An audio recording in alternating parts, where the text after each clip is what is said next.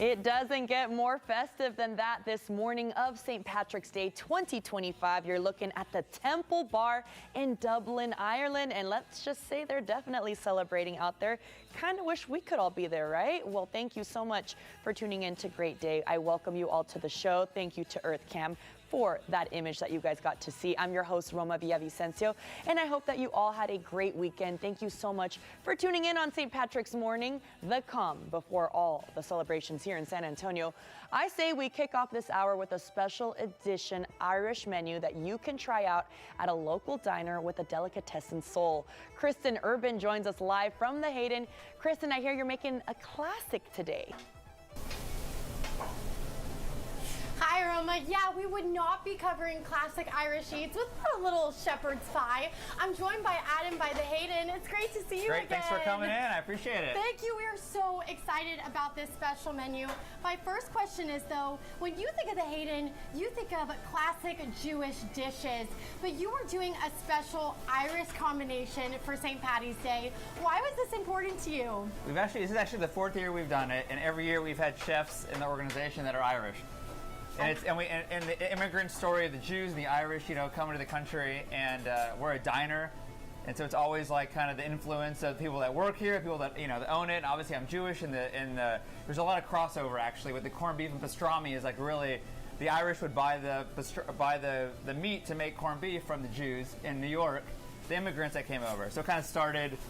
That was kind of like the crossover. We have that going for us. I love it. So much culture in this collab. So we have your chef, Pete. He's here right behind us.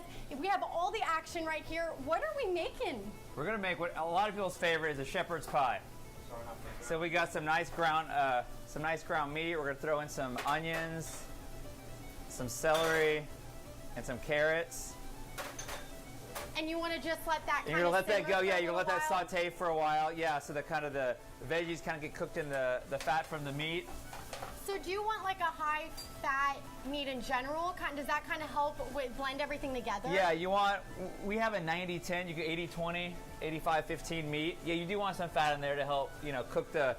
You don't want to add have to add a lot of oil. So the meat is the rich beef flavor that's gonna kind of cook the veggies in. He's got that thyme, salt, pepper. Yeah, there's a salt, pepper, and there's a little thyme sprig in there. That sounds amazing. So as it cooks, it kind of infuses it with that rosemary flavor. Definitely very hearty. So you got like the rosemary going on. You got the meat. What else is being thrown in here right now? You got some fresh herbs. You got some fresh some parsley. I'm sorry.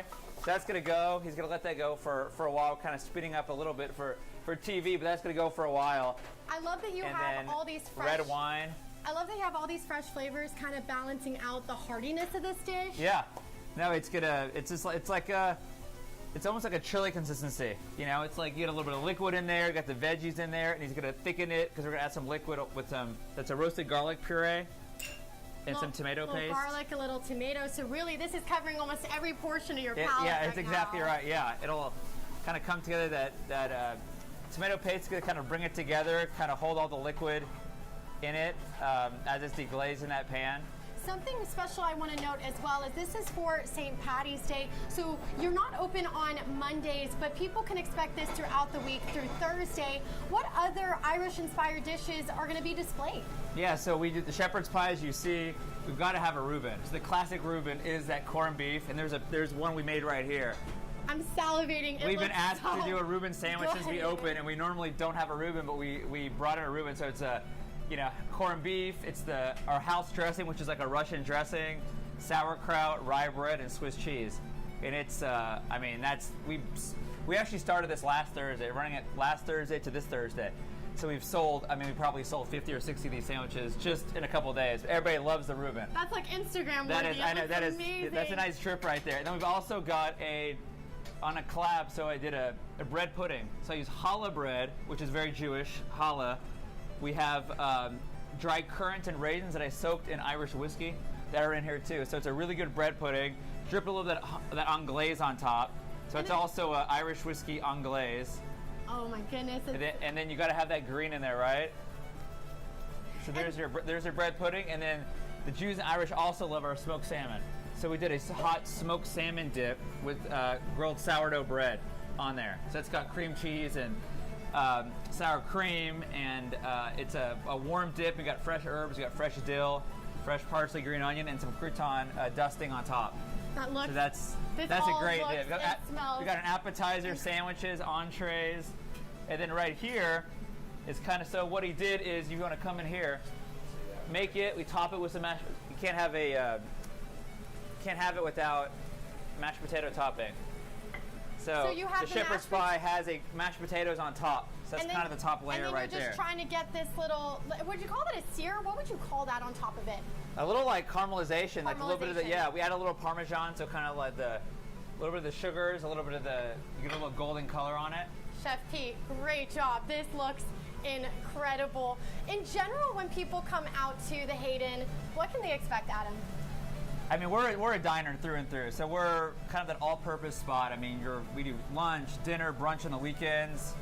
You know, you come after football practice, you come on a date, you come for a business lunch. It's just an all-purpose spot. I mean, it's kind of like a very neighborhoody feel. It definitely has like a diner feel, but like a little bit more upscale, yeah, I would say. We call it the finer diner. Yeah, I love it. I love it. And so for people at home, you actually have a special offer for them as well. Yeah, come in, mention you saw us on Great ASA, and that bread pudding is on us. So come in and try it. Hey, speaking of trying it, I'm dying to dive try. right in, yeah. I want to try this, and I want to try this, and I want to try this, and I want to try this. But for people at home who want to check out the Hayden, where can they go to get that information? Yeah, so we have 2 locations. We got thehaydensa.com. We've got one at the Alon Market at 10,003 Northwest Military, and then where we're at right now is kind of home base, 4025 Broadway, right next to the Whitty Museum. Adam, Pete, this is incredible. My mouth is exploding. You have the creaminess from the mashed potatoes and just so much fresh flavors from you incorporating kind of more of the greenery with the meat. Fantastic. Highly recommend.